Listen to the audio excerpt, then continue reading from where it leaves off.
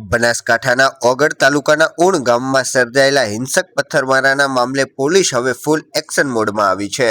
કાયદો અને વ્યવસ્થાને પડકારનારા શખ્સો સામે તંત્રએ લાલાક કરી છે અને સમગ્ર ગામને પોલીસ છાવણીમાં ફેરવી દેવામાં આવ્યું છે।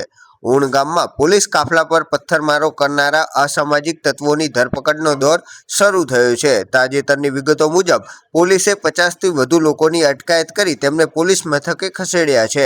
ઘટનાની ગંભીરતા જોતા રેન્જ આઈજી અને બંને જિલ્લાના એસપી સહિત 300થી વધુ પોલીસ જવાનોનો ચુસ્ત કાફલો ગામમાં તૈનાત કરી દેવાયો છે।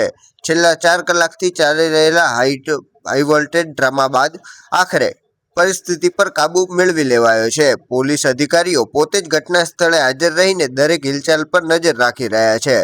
પથ્થરમારામાં સંડોવાયેલા અન્ય શખ્સોની ધરપકડ અને ઓળખ કરવા માટે ચક્રો ગતિમાન કરવામાં આવ્યા છે।